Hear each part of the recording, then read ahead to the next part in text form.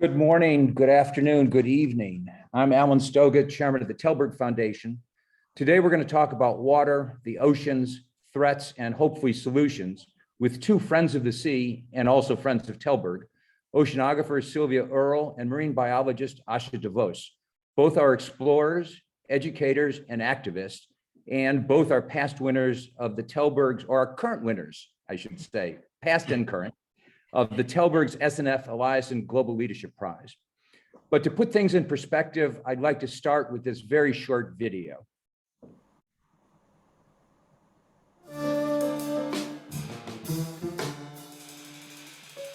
Let the words pull at you, the gravity of the moon. Thoughts trickle out the mouth, truth hits hard, a typhoon. Ancient technology holding memories with ease, shape-shifting, prehistoric existence glistening, accepting everything as it should be. Her voice is like the sound of subtle chimes and whispers. The essence of all humanity, cyclical motion, depths of the ocean. A home of effervescent tranquility. What's really killing me is the blatant disrespect. Broken bottles, shipwrecked, plastic wrapped around my neck. Seems to me we've forgotten all the life she keeps, from conscious to unconscious. Yet we still treat her like a trash heap. The book says it won't be water, but fire next time. Oh, makes us run from the sun glacier past the shoreline. Yet we sit back, make a conscious choice, turn a blind eye. Insurrection, blaming selfish desires, fracking or spreading rumors like cigarette fire. Let's remember the substance that keeps us, cleans us, baptized by 70%, completes us, giving life abundantly to every sister, brother. Stop for a moment in silence, appreciate her wonder.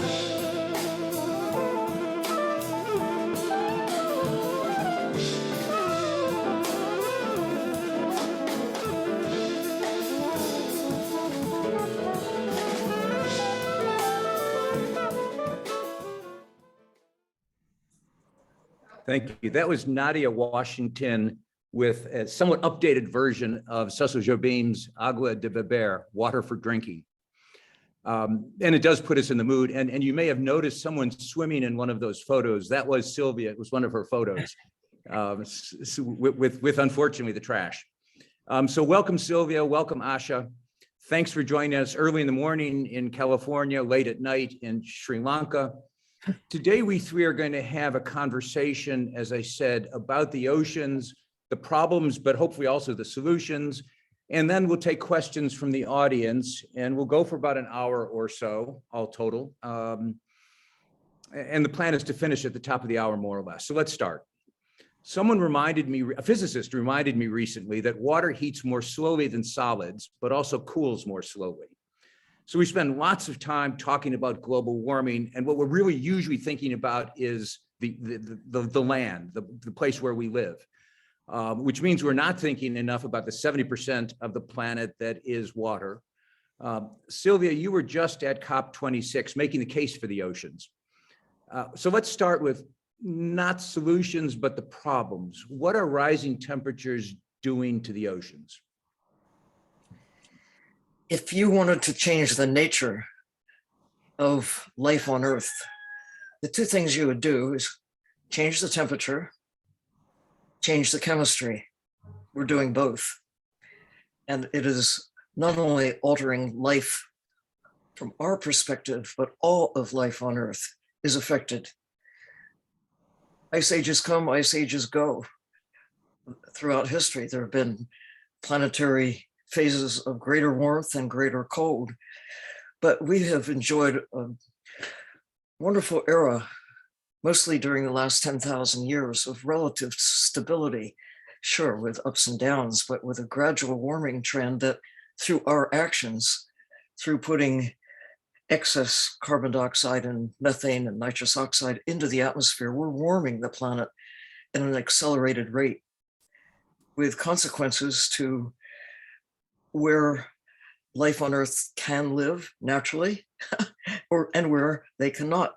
We're seeing it reflected in coral reefs that are declining in an unprecedented rate. Like more than half are either gone or are experiencing significant decline, largely, but not totally, because of the warming temperatures. Kelp forests that need cold water are also in trouble because of the warming trend. but it's that in combination with other actions, changing the chemistry through what we're putting into the ocean and also what we're taking out of the ocean. So it's not a simple answer, but the bottom line is our impact on the planet is so great.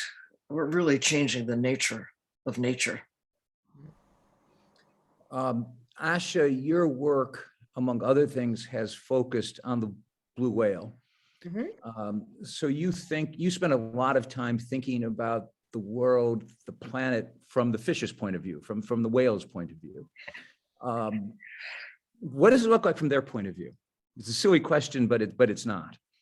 No, I mean, I think that's a really interesting question, to put ourselves in the shoes of these animals, so to speak, or the fins or the flippers, right? But I think it is important for us to understand that we're changing the world, and we always think of it from our perspective. How does it impact us? But we are part of nature, right? And we have to stop trying to separate ourselves. And the minute we remember we're part of nature, then we can start to have that more empathetic view on what the world looks like. And, the oceans are changing really rapidly. I mean, the oceans are warming, right? So that obviously has an impact on where the food might be. That means these animals will have to shift their ranges as a result, because these animals have to either migrate, adapt, or die, right? Like, those are their options. So for a while, they might be able to migrate. Maybe they can migrate small distances to get into the more comfortable ranges of the ocean. And then sometimes they may be able to adapt, but that's actually difficult when the temperatures are increasing at the rate that they are. And so the other thing we drive them to is death. But there's also other issues in our oceans, right? So if you think about the fact that whales see their world through their ears, right? And we don't think about it that way. We go for a dive and we're like, this is so meditative, right? It's so beautiful. There's colors, there's all these, like, you'll hear like snapping shrimp or all these beautiful sounds. But for an animal that actually uses their ears to navigate through that world, the acoustic pollution is something we don't really talk about because it's invisible to our eyes. And that's increasing as we're increasing shipping, which, let's be honest, 90% of everything is shipped, and we're all part of that problem, right? So that compounds it as well, right? So their hearing space is shrinking as a result of the increased noise in the oceans. The ships in the oceans might strike these whales when they're swimming through, trying to get to their food, right? So we have ship strike problems. So that the problems are vast. I mean, they get entangled in ghost nets that are floating through the oceans, pieces of nets that are broken off and are freely floating through. And these large animals are swimming, and they can't detect them sometimes because the monofilaments we use are so thin, so they can't actually even see them. And so they get entangled in them, and that can have its consequences. So, as Sylvia says, it's really complicated. We think about it, we think of a single problem, we talk about single problems, but we're thinking about an obstacle course. And that's where these animals live, a giant obstacle course. And everywhere they turn, there is something that can impact their lives. And that's something we really need to remember. How late in the day is it? As you think about the ocean, Sylvia, you've been diving for a long time. You've seen the changes, you've felt the changes. If you were starting now, would you be afraid that it's too late? No, actually, I think this is the sweet spot in all of human history. Never before could we know what we now know. Never again will we have a chance better than we now have, armed with the knowledge that exists. When I began as a young oceanographer, no one had been to the deepest part of the ocean. No one had been high enough in the sky to see the whole world in context, to see how everything connects. We did not have the computer technologies that we now have to be able to share information, to connect the dots. We literally have learned more since the middle of the 20th century than during all preceding human history about the nature of the ocean and why it matters to all of us everywhere, all the time. With every breath we take, every drop of water we drink, we're connected to the ocean. We have not always appreciated that. But at the same time that we have learned more, we have literally lost more. That our ability to harness technology to find, capture, and market and consume ocean wildlife, notably the whales, but also go down the list of tunas, swordfish, shrimp, lobsters, krill, whatever it is, as well as the minerals that are in the ocean and deep beneath the bottom of the ocean, the oil, the gas, the sand, and now the targeting deep sea minerals.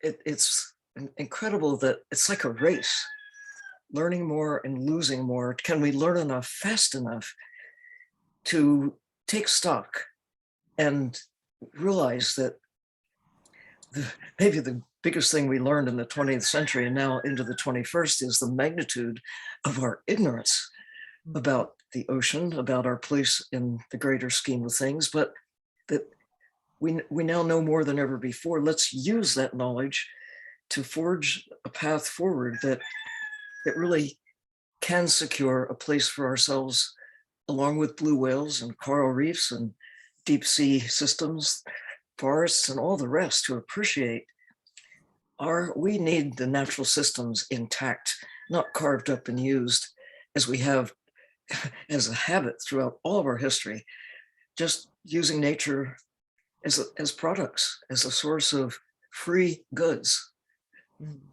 But at the same time, it seems that we as land-based animals tend to think of the oceans as the way to solve the mess we've made on land. So you've mentioned both implicitly industrial fishing and deep sea mining, both of which are thrown up as solutions to, air quotes on the word solutions to other problems. So the methane problem with meat, we'll fish instead. We don't want to tear up the land for minerals and mining. We'll rip up the ocean floor. Asha, I know you're worrying about around Sri Lanka, and you already talked a bit about shipping. But why is it, do you think, that we are so, to use Nadia's words, so disrespectful of the oceans, or see them as the place that we're going to solve we've made one mess, now we're going to solve it by making something else a mess? I mean, I think the problem is that we have been, quite disconnected from our oceans, right? So if you think about it, right, if I was to tell you that there's a forest on fire just outside here, you may have never come to my neighborhood, but you've walked in a grove of trees, right? So you can understand what it would be like if there was a fire and it was in that grove of trees, right? So what we experience on land is something that's easier to communicate, and the ocean has just felt so far away, far removed from human beings, right? Even though it's at our doorstep. And I think that's been a real disadvantage for our oceans. So I think one of the biggest challenges we have as ocean people is trying to first connect people to the ocean before we can ask them to be responsible and to have take care of it. There's an inherent fear in a lot of communities. For example, in Sri Lanka, it's a beautiful tropical island. Before I wanted to become a marine biologist at 18, nobody was a marine biologist. People thought I was crazy, right? I thought they were crazy because obviously it's an island, right? But the point is that connection was very much dependent on the economy. It was dependent on fishing, right? So fishermen went to fish in the ocean and came back, but it wasn't used as a recreational space. And this is not uncommon. So I think one of the big challenges we have before we even can delve into these threats is how do we connect people to the ocean? How do we make sure that they know that just because it's out there, it's keeping us alive? As Sylvia said, one in every second breath we take is produced in the ocean, right? That's breathe one, breathe twice, that's it. Thank you, ocean, right? So I think there is definitely work to be done around that connection that we can bring. And I think that has allowed people to feel very, that disconnect is why people just feel like it's just out there. It's this, infinite source of fish and a garbage dump. And that's just how we've treated it up to now. And that's a very, very unfortunate place to be for us. But as Sylvia says, we are in the sweet spot in history. It is totally up to us to make a difference. It's totally up to us to use the science that's now available and start moving and trying to drive that change. Asha, Sylvia, you're you're spot on about if you don't know, you can't care. Yeah. You might know and not care, but if you simply are oblivious to something, it's very difficult to take action. But again, I think the good news that millions, literally millions of divers have begun to bring the message back about life in the sea, that it's the greatest abundance, greatest diversity of life is out there in the ocean. It's 99% of the living space on Earth, because that's where most of the water is. And it's hard to understand that if we just look at the surface of the ocean. The average depth is 4,000 meters. How many people have been 4,000 meters in the ocean? I'm one of the lucky ones to have done so. And all of us, however, can share the view of the handful of people who have descended to the ocean's greatest depths, 11,000 meters, and have reported back and documented it's alive all the way from the top, not only to the bottom of the ocean, but wherever the water trickles down beneath the bottom of the ocean to more than a kilometer, there is life. Most of it's not as big and spectacular as blue whales, but it's living material anyway. And Absolutely. we're all connected. I love the fact that your work with blue whales is drawing attention to their plight and what we can do to turn things around, not just for their sake, but for ours. Absolutely. Thank just you. just to scale things, Asha, how big is a blue whale? A blue whale is as long as as a basketball court, right? So, and its tongue is as heavy as an African elephant. I always think that's the fun fact. But here's the even more fun fact is that, a lot of people have a lot of fear around this blue whale because it is a giant. But, they have comb-like structures in their mouth, right? They're baleen whales. They filter feed their food. Their esophagus is so small that they would choke on a loaf of bread, right? So they're beautifully designed just to feed on the tiny things in our oceans, which I think is the most remarkable thing. The largest animal to ever roam our planet has become that large by feeding on some of the smallest things in our oceans. And I think that's pretty magic. I think that, go ahead. I was going to say, let's talk about some political magic. COP26. Most of the headlines have been about coal and about methane and about keeping 1.5 alive, which is a nice bumper sticker, but it would help with some action. But Sylvia, you were there advocating for the oceans and with some very specific proposals. So who should do what in order to sustain the oceans and even better, to reverse some of the damage that's been done in recent decades? It was encouraging that at COP26, with climate scientists, leaders, participants from all over the world, that nature was in the discussion, the living world, not just rocks and water, not just the atmospheric scientists who have dominated the discussion about climate up until, well, right about now, the Paris meeting where the accord to really pull nations together to address climate change. It was the first time that the ocean really made an appearance in the discussions, which is curious because now we know that the ocean governs climate. It isn't just shifting water of different temperatures around that shapes the climate. It isn't just the amount of water that goes into the atmosphere because of, well, driven largely by differences in temperature. It's the living ocean. Economists tend to follow the money. Climate scientists are really waking up to the importance of following the carbon. Carbon, where's the carbon? It's in the trees, carbon-based units. Well, we are carbon-based units too. All life requires carbon. And we now are beginning to appreciate that maintaining carbons intact through photosynthesis, carbon is captured. food is generated, oxygen is generated, and soil is a place where much of the carbon generated by the photosynthetic organisms where it winds up, but it also winds up in living creatures, the birds, the trees themselves, all living things, the insects. In the ocean, I was there at the World Economic Forum in 2020 when the International Monetary Fund released their study about the value of whales for their carbon capture and sequestration. Putting the ocean seriously on the balance sheet. They put a number on it, as economists would. Whales today worth more than $1 trillion in terms of carbon benefits. So what else is there?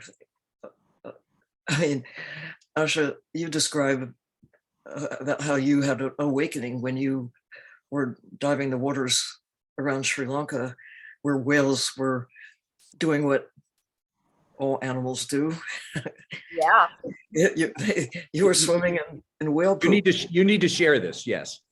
Yeah, ahead. so my fun fact for everyone out there is that my career started with a pile of whale poop. And I want everyone to remember. And if you're wondering what color blue whale poop is, it is actually this color. So that's my 75th fun fact for today. So just so you know, in this almost half an hour, Sylvia and I have already sprouted out so many fun facts. You can just imagine how much more there's out there, right? Which is why we want all of you on board. But the reason Sylvia brought up my penchant for whale poop, particularly in the context of the oceans and what a difference it can make, is because we don't think about, people used to often come to me and be like, oh, you work with whales because they're charismatic and beautiful, right? And I would be like, no, that just does them a disservice. It's like telling someone, oh, you're pretty, but you have nothing else to offer the world, right? Which is probably one of the cruelest things you can ever do, right? But these whales are what we call ecosystem engineers. So their survival is so integral to the proper functioning of the entire ecosystem. And there's two fun ways that they are really contributing to the proper functioning of our oceans. So the first one I will bring up is whale poop. So what happens with these whales is they dive to the depths to feed, and they feed in places where there are nutrients like iron and nitrogen that you don't find in the surface waters, right? And it's these dark places where you and I can't go because it's just so deep. They'll feed, they'll feast, then they'll come up. And as they come up, they'll poop, right? So they release these giant fecal plumes, which are just the fertilizer of the oceans. And at the surface, we have these tiny microscopic plants, the phytoplankton, that are just floating on our surface of the oceans. And they're just waiting to sort of feast on some sunshine, a little bit of these nutrients that have just been brought up, and all these other ingredients. And then they photosynthesize and they release oxygen. And that's the oxygen we've been talking about that you and I breathe. There's so much of it is produced, and some of it at least is fertilized by these whales in the ocean, right? But then the other fun thing that they do for us is, as Sylvia mentioned, right, we all capture carbon in our bodies, but whales are gigantic. They're really huge. And animals that live long accumulate more carbon in their bodies over time. So some whales can live, hundreds of years, like bowhead whales. And in general, whales can live quite long. So they're accumulating a lot of carbon over a long period of time in large bodies. And when they die, their carcasses, first of all, are a feast to the surface, but then they start to sink. And they go to the depths. This is called whale fall. And as it goes to the depths, not only does it provide food for, the species that are down there that some of them we don't even know what they are. But apart from that, they're also removing this excess carbon from the atmosphere and taking it down to the depths of our oceans where it's trapped, right? So they're actually helping us buffer against the worst impacts of climate change. They're playing a role. And that's one of the big things that has come out. As Sylvia was mentioning, we're finally talking about nature-based solutions. We're finally realizing that the ocean, which is 70% of our planet, obviously it's doing something, but it's doing a disproportionate amount of good for us right now. And we need to stop just depending on it to save us. We need to start thinking about what else can we do? But we have to recognize restoring these wild places and spaces and making sure that they can come back to what they were before, all these industrial fishing, commercial whaling, all the extraction we've done before that. If we can slowly start to take care of parts of our ocean, that's when we're going to start to see real change. It's not just, we think about technology as a mechanical thing that we have to build to sort of prevent us from, whizzing past 1.5 degrees. But, to accelerate next zero, we have to recognize that nature is also technology, and it's providing amazing functions and opportunities for us to make a difference and do better if we just kind of stop interfering and let it just do its job. So when you take a whale out of the ocean, which we've been doing through most of our history, their carbon, Yep, it's released as carbon dioxide and methane. And we also leave a space in the ocean, broken this tightly knit system that has been developing over hundreds of millions of years. It's taken all preceding history to develop a world that is basically favorable to us.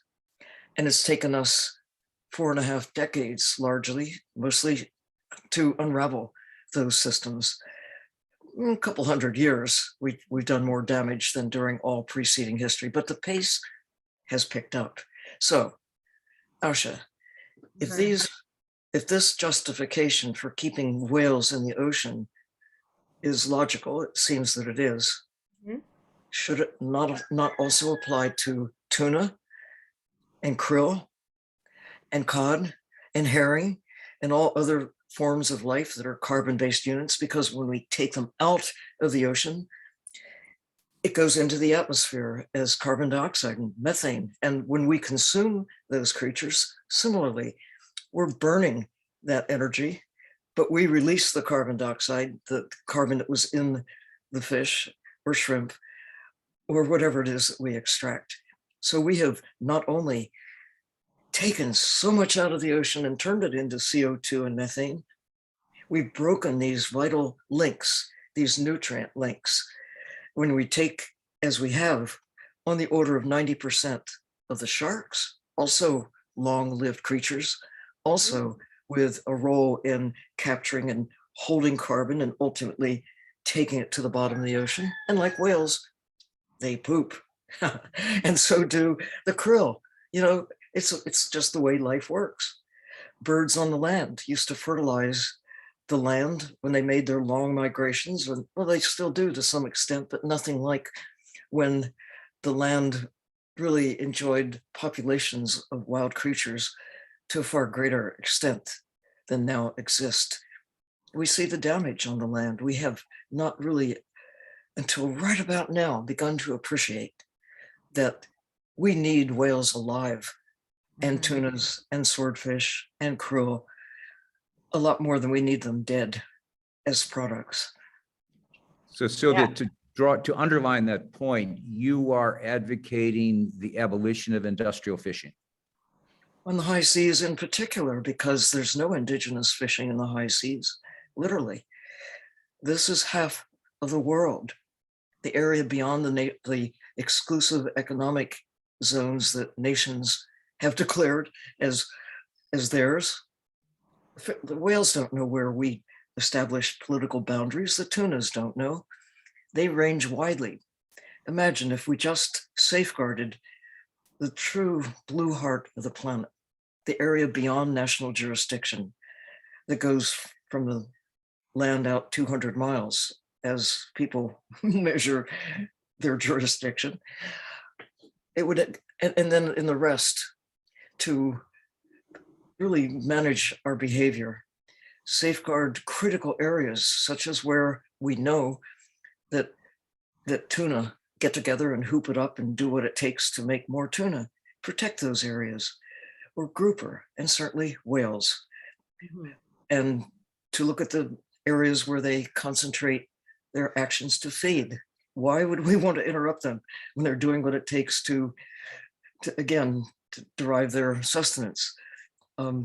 Breeding The argument is the argument is clear. The question, and you were just at Glasgow with COP26, there was an agreement to protect 30% of the global ocean, which doesn't seem very much, but I'll put that as a question. Is that enough of protection? And is there any teeth to it, or is it just, to quote Greta, more blah, blah, blah? It's both. It is. Ellen, 30% of the land and sea fully or highly protected is a good start. Our friend Ed Wilson at Harvard, notable ant-man, but a big thinker, suggests that at least half of the world must be safeguarded. So imagine trying to live your life with half a heart. The blue heart of the planet is the ocean. Is 30% enough? We used to aim for 10%. We're now at 3%, highly and fully protected. I guess you could say that more is protected by inaccessibility, such as areas under the ice in Arctic areas. It's hard to get for fishermen to get there, for miners to get there, but we're quickly really taking over the entire planet with our access to any place in the coastal waters, and now even into the deepest parts of the sea, to use the ocean as a source of goods. We call them resources. It's that notion that everything in nature is to be used for us. And I say the most important thing that we extract from the ocean is our existence. We live because there's an ocean out there that is still operating, not nearly as effectively as it was when I was a child, or 100 years ago, or 500 years ago. But we still have the best chance we will ever have to do exactly what Asha suggests, to protect areas, large areas, to safeguard these processes by safeguarding the species that drive the processes. So we're getting questions from the audience from around the world, and several of them, Dr. Musam Uddin from Malaysia, others, Sana Khan, are asking, were there any positive outcomes for the oceans out of Glasgow? And the corollary that is also being asked is the Greta question, I guess. Are those just statements, or are there actual actions that governments have committed to taking that would begin to do, Sylvia, what you just suggested, and Asha, what you've also described? The fact that nations really got together to face up to a problem that affects all of us and all of life on Earth was certainly a positive move. As to outcomes, I guess the jury is out. We'll have to see in 6 months, a year, whatever. Have nations, have people, have corporations, have individuals taken the message to heart and responded with tangible action. There is no formal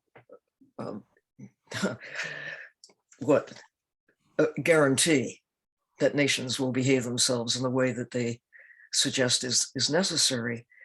But the fact that we at least are facing up to the problem, but we do need to scale up and speed up responding to the problems that we now know are really threatening everything we care about. We've got a couple questions, and I'll use that as a segue to you, Asha. Asking, assume we have the commitment, do we have the technology? Is this a space where we're looking for the miracle invention? Do we have the technologies we need to make the changes that you want to see, that we need to see? Asha? Yeah, so what I would say is, I want to point out first, we talk about 30 by 30, but targets like that are wonderful, but I would like to point out that the problem is enforcement, right? Like, how do you ensure that you can declare a place a protected area, but how do you ensure that it is being protected? The implementation of that protection of that area, or that area that's set aside, right? Like, that's kind of been our failing up to now. We've had a lot of targets and goals over the years, but we haven't necessarily considered like once you declare a place at something, then what do we do, right? How do we make sure it happens? And so, well, technology can help in some places, but really the ocean is this wild west, right? It's this giant, the tragedy of the commons. It's huge, it's out there. And so how do you monitor what happens? Now, if I think about Sri Lanka, for example, and I'm sure there's a lot of people in the audience who identify with this. For us, if you think about territorial waters, it's 12 nautical miles, right? We don't even have the capacity to really monitor that 12 nautical mile band around our country. But we have jurisdiction of 8 times more ocean area than land area. That goes out to 200 nautical miles. So how do we manage these resources in spaces where we can't actually have an eye all the time, right? So there is technology developing, certainly using satellites, for example. There are ways to monitor ships, fishing vessels, these industrial fleets, but they also find loopholes. So it's this constant game, right, of cat and mouse, like trying to be one step ahead with the technology. But the thing with industrial fishing is, as Sylvia points out, it's the high seas fishing that's really problematic because it's a no man's land. That's what we have to remember. It doesn't come under anyone's jurisdiction. So there's no one who can really govern what's going on out there. It's not within the waters of Sri Lanka. It's not within the waters of the US. So our countries can't say, no, you can't go and fish out there. And then there's problems of inequity, right? The countries that can fish in these areas are the ones that are highly subsidized by their governments, and they will have the technology to go out there. And those are areas that belong to all of us. And so the benefits, so to speak, are inequitable. And so those are real issues. And the other thing I want to point out is, we think about conservation as protecting a species or a space, but it's also really 99% of conservation is managing humans, right? So that's the problem we're facing. It's like, how do we manage people? And that's a complicated thing. And with industrial fishing, you do have this depletion of stocks and stuff. But the other huge problem is marine slavery, which we don't really talk about, right? Marine slavery is a huge issue. And that is something that needs to be tackled as well. So it's multifaceted. Do we have the technology? We're developing the technology. There are some tools, but we need more if we really want to be able to protect those areas beyond where our drones can fly or where our research vessels can go. The cost of kind of observing and monitoring these areas is also huge. So how do we come up with technology that can, overcome those hurdles and obstacles as well? But what you're both saying is that these are global issues and global spaces, and we live in a nation state world.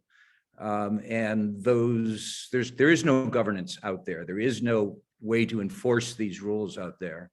But actually, the law of the sea, which is a specific question come from several people, is the law of the sea, as it's now understood, adequate to these problems? You're laughing for the answer, but and if not, what do you do about it? Who does what about it? I agree with Asha that the illegal, unregulated, and unreported fishing, that's a serious problem. But the bigger problem is what we legally allow and we legally enforce, both with the International Law of the Sea Treaty and with our separate governance through our respective countries. We actually pay people to go out and kill wildlife from the ocean on an industrial scale. The subsidies that Asha recognizes, it's just, in a way, we're facilitating the destruction of our life support system.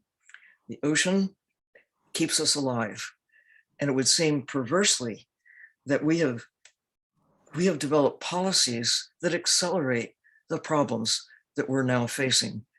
So those laws, those beliefs, those approaches to how do we treat the ocean were really largely put into place when the world was a different place. The world that I knew as a child doesn't exist anymore. The tragic loss of wild places, wild species on the land, and now certainly paralleling that in the ocean, and oblivious to the attention of most people. They don't see it, they don't understand it, but it's coming into focus. That's the good news. And the fact that today there are more blue whales than when I was a child. Why? We got to the point where we understood that we could kill all of them. We have the power to do that.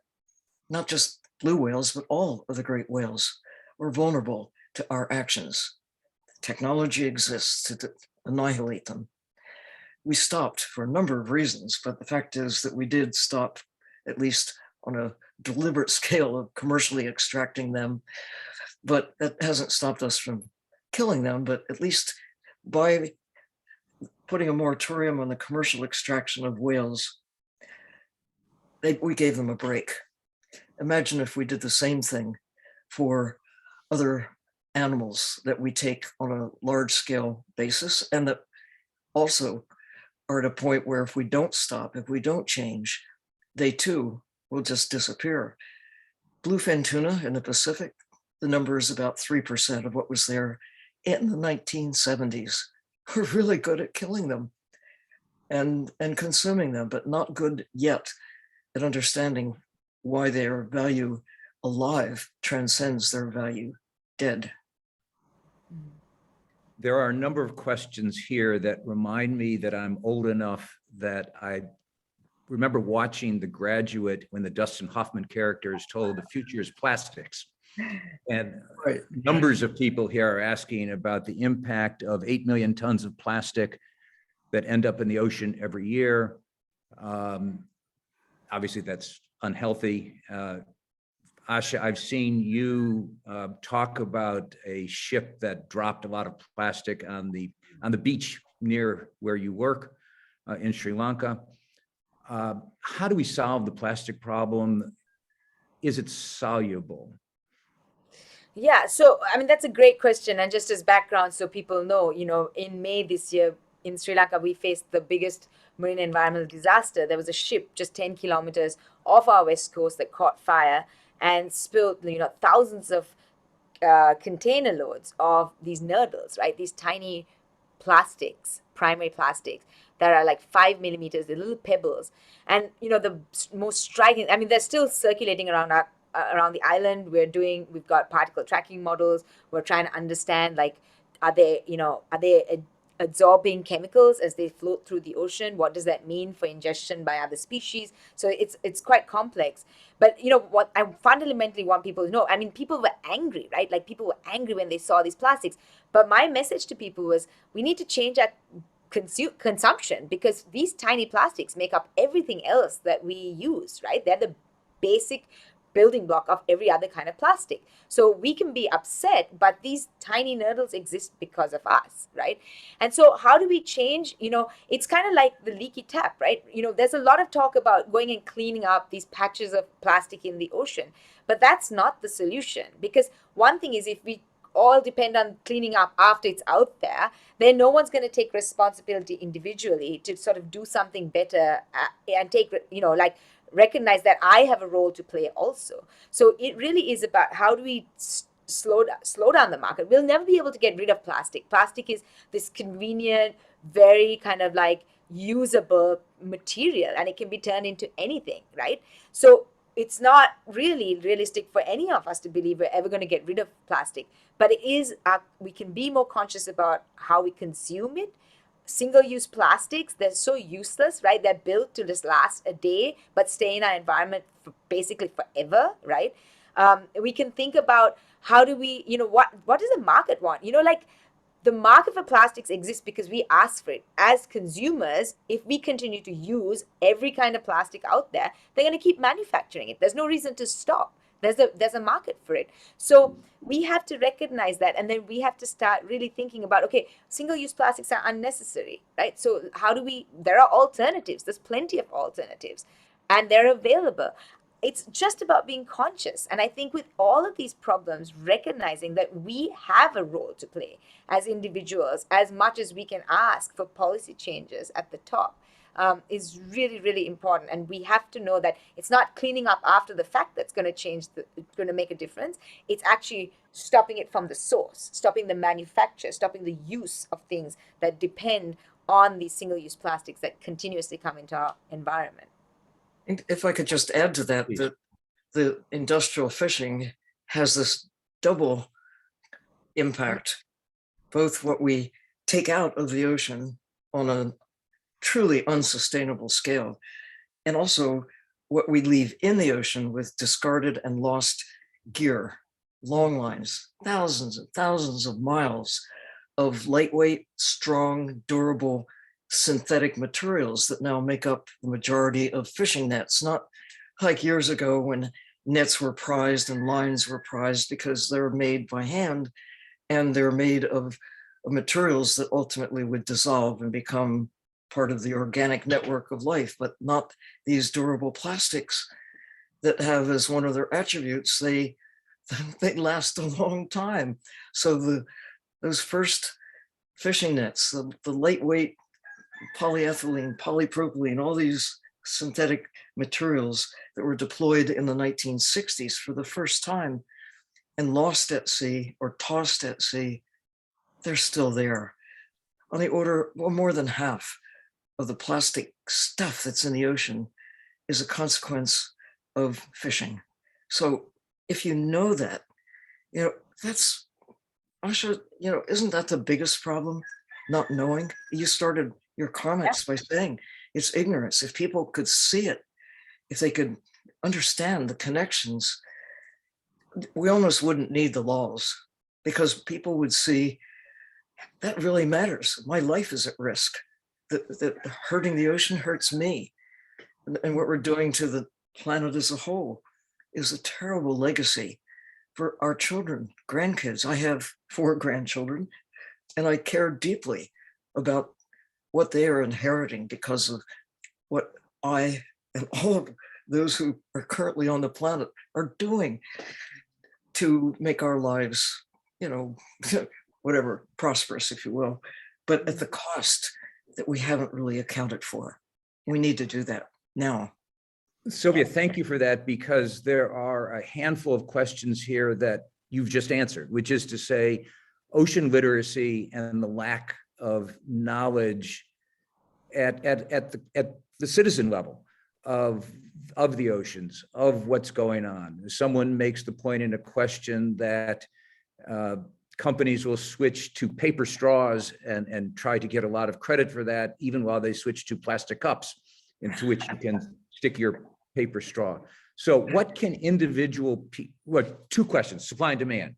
How can people like you, Asha, and you, Sylvia, improve ocean literacy? And that's what you've been doing with your lives. What else needs to be done? And 2, what can individual people do to make a difference? Go, Asha, and then I will. Okay, I'll start off.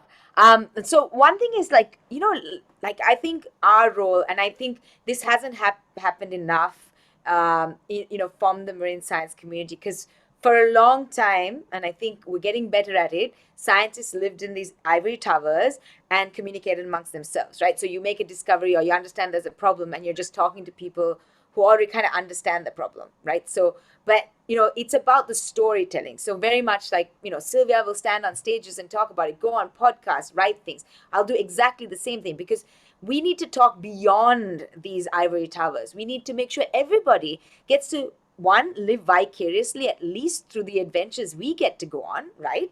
And if nothing else, and we can't take everybody physically, but we can take them. We have a privilege and we can take them in different ways, but also to make sure that they're able to make the best decisions for our oceans. And that's also partly the responsibility I take upon myself. Is like, if I have that knowledge and I'm not sharing it, then I'm doing a disservice to the oceans, to the planet, right? I think another thing to think about also is a lot of the information that's come out has been historically in English. So English is the working language of science, right? And that really means we're excluding giant communities of people across the world and not allowing them to engage in this material. So really it is about how do we encourage more and more local scientists, local, as I would call them, I always say, if we want to save our oceans, every coastline needs a local hero. And to me, a local hero is absolutely anyone who's passionate and excited about the oceans, who cares and wants to make a difference, lives in an area and can see the problems when they happen and come up with really locally relevant solutions. And that's a really key thing. We always talk about these big blanket, policies that, are for the world, but they don't work like that. Different places have different problems and that need to be addressed very locally with a very local mindset. And so to me, it's about that inclusivity as well, about how do we share this information so that everybody gets the chance to engage. There are so many amazing documentaries. I've been in amazing documentaries myself. People in Sri Lanka might never get to watch it because it's on a channel that will never come to my country, right?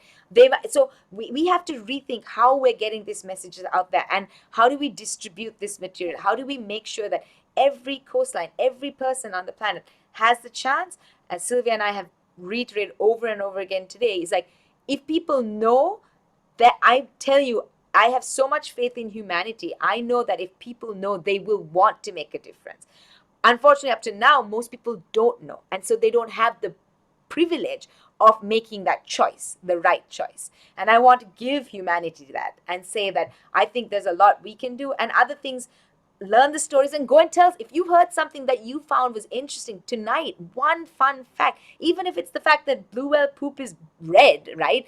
Like, go and share it with someone, cause that excitement and intrigue amongst people. And then it's things like, how do we consume? What are we consuming? Are we being thoughtful about our consumption? Are we thinking about, maybe where our fish is coming from, or what bag we're going to use to go to the shop, or are we carrying those are the more standard things you'll hear. But I also think the power of storytelling and just sharing the magic of our oceans is just a huge thing that hasn't been done enough. And there's so much more of that we can do.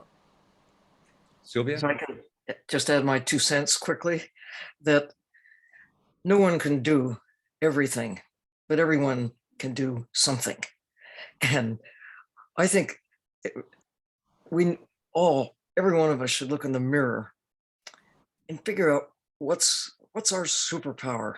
What can we do that is special to us? Because all of us can do something that's special.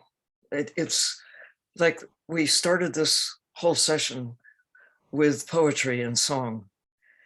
I can't sing. I don't write poetry, but some people can, and that's their power to make change. And Asha, you're absolutely right. It's about knowing and sharing what we know, what we can do, joining with others, that together, that's what it must take. I'm working with engineers to build submarines. I'm not an engineer, but I have other things that I can bring to help make technology that can extend the view and take people, democratize access to the sea so that it isn't just the space that is known to a privileged few. Ellen, I want to take you, and Asha, I would like to take you down into the deep, dark depths where most of tomorrow. I'm on a plane tomorrow. I'm already there. and to see and then share the view. And it would change everything if we all take our special nature of whatever it is that we do well and join up with others to really think positively. Yes, there are real problems, but if you drown in the problems, it will be a self-fulfilling prophecy. We have to take the good news, build on that, and get to this better place that we know is possible.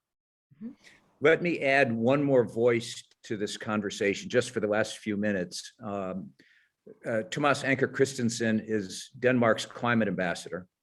And I think he has enjoyed your advocacy, both of your advocacy. And here's Thomas. Thomas, you wanted to,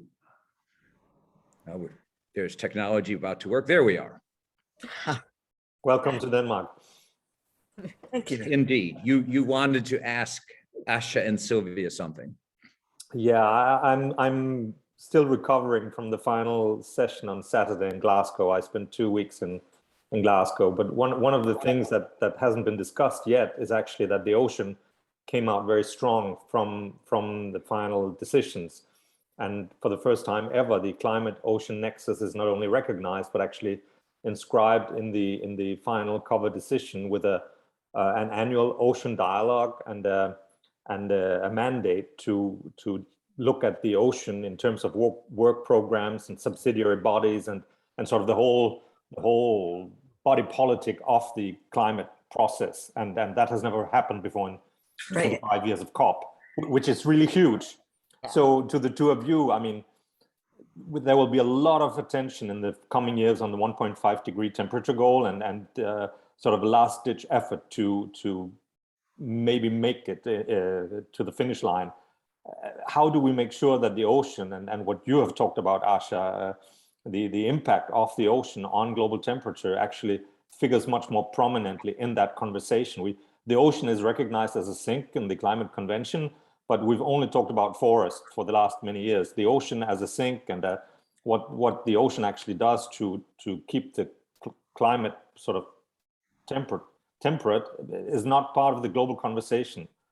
We need to rise to that challenge very, very fast. And the opening is there now.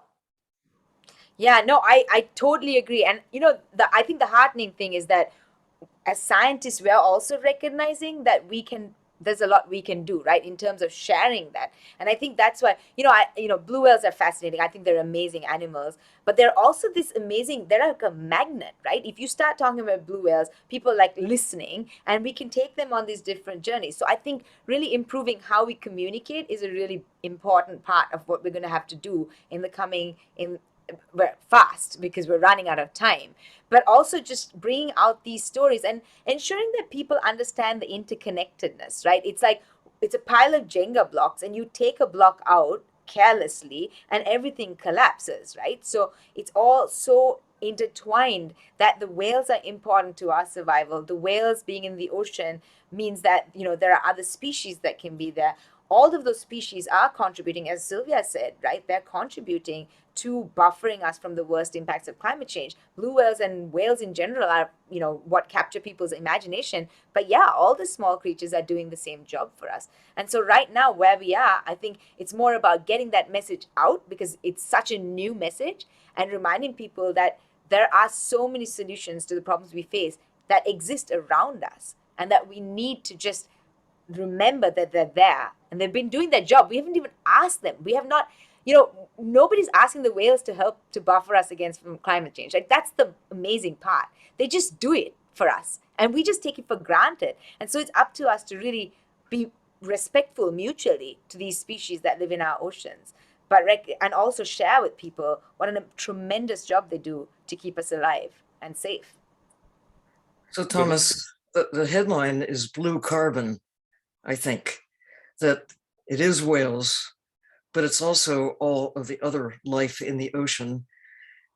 A serious problem is we have this habit of eating the ocean.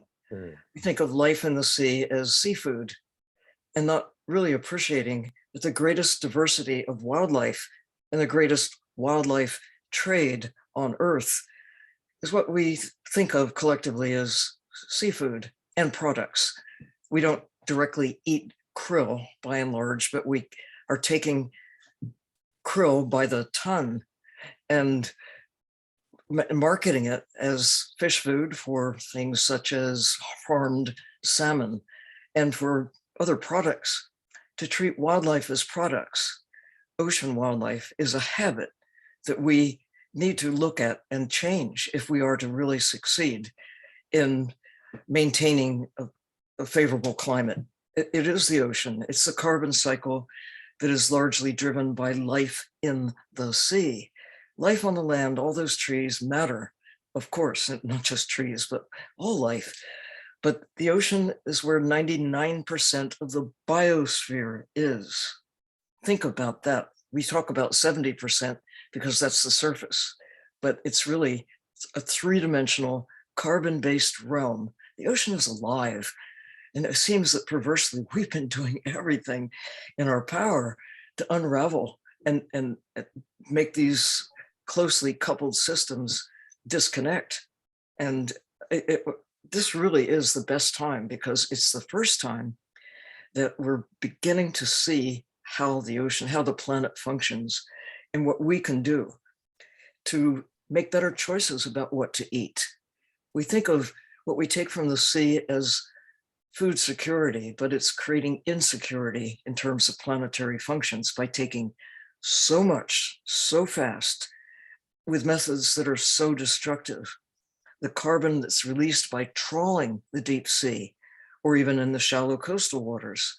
We have figures now that support the release of carbon, carbon dioxide, methane, because of what we're doing deliberately to capture and consume or throw away, otherwise destroy the carbon that is in the ocean, the living blue carbon. So I think it's time for optimism, but only if we face up to what we individually and collectively can do about how we treat ocean wildlife. Sylvia, you've just in effect raised a question that was just asked. Someone asked, what about the One Ocean Summit that France is going to host in 2022?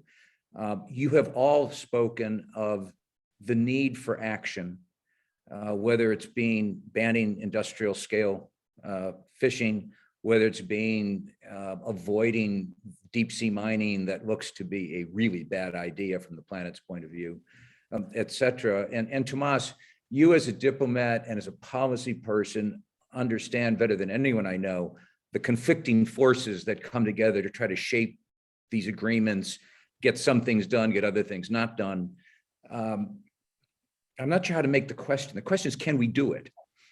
Can we, in fact, is there a framework where, is there a place where, or is there a willingness to actually create the kinds of changes that Asha and Sylvia are advocating? What, who, where, how? Is it France in 2022? Is it something else? Totally unfair question, but Alan, there's also an Our Ocean Summit in Palau, hosted by the US and Palau, more or less in the same space in February. And then there's the UN Ocean Conference in Portugal, hosted by Portugal and Kenya. So there are actually three big ocean events next spring that all can contribute to making the ocean become not only a victim, but actually an active part of the global climate conversation, which it hasn't been before. And you know, in policy and negotiation terms, we often look at the small island states as vulnerable and as in a bit sort of marginal. But if you look at their ocean footprint, these are huge countries.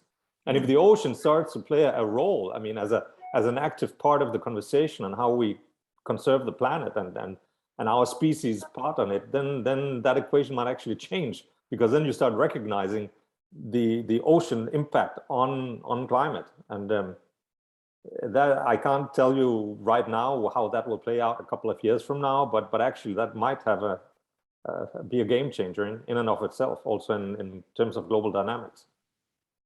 But it does make the point that there are at least these three opportunities to move the ball, to try to push on some of the issues that both Sylvia and Asha are advocating. So at the national level, there's policy, there's work to be done. As Asha, you've said, at the local level, there's always work to be done. And Sylvia, you've made the point, and it's what you do for a living. Scientists, educators desperately need to make people more aware of all of the stuff we've talked about. We do these webinars periodically, and I've got to say, usually at the witching hour, people turn off. No one has left so far, and we're getting messages thanking us for your optimism.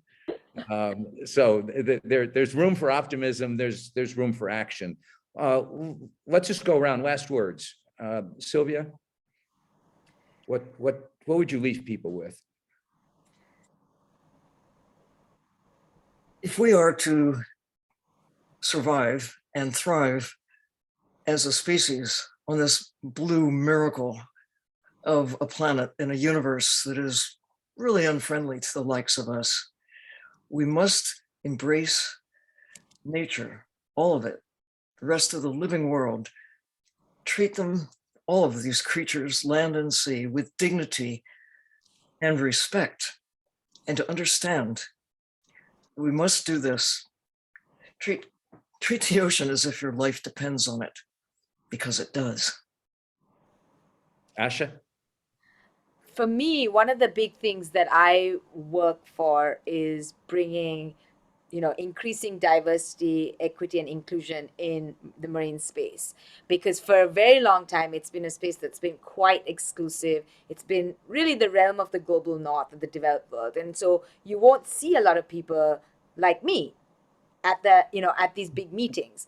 We don't have seats at the table, and I want that to change. I'm advocating for more of that to happen, because I believe that everyone has a role to play, and the more inclusive we are, the more welcoming we are, the more we're accepting we are, that people have all kinds of skills, as Sylvia said, that they can contribute to solving these problems, then that's when we'll push the needle. And as I always say, if we want to save our oceans, every coastline needs a local hero. Tomas, you joined us late, but what would you leave us with? I love the agency that Asha has. And I think, Asha, you need to bring that spirit to your fellow islanders and the sort of people from the South whose voice need to be heard more. I think you add a very important dimension to the global conversation. And the more we speak up and the more we include that point of view, the better actually the chances of keeping emissions and the wrecking of the planet at bay. Could I just add, Please. that we think that we own the world, we humans, but somebody has to speak for the whales. Thank you, Asha, for doing that. I served on the International Whaling Commission for 4 years. We were deliberating about the fate of these other nations, these other communities, these other societies, these other forms of life. They weren't at the table. And often we find life from the sea on the table, we're eating them, but their voices are not being heard. So the diverse voices of humans absolutely need to be represented, but we also need to think about being mindful that our lives are really dependent on all those other forms of life that need to be heard as well. Thank you. And I want to thank all of the audience that joined us from around the world. 2 commercials. One, here it comes.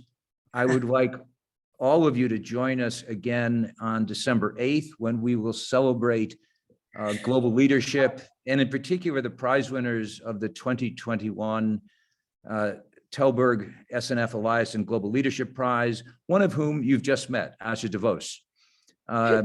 And you experienced Nadia at the top of the hour.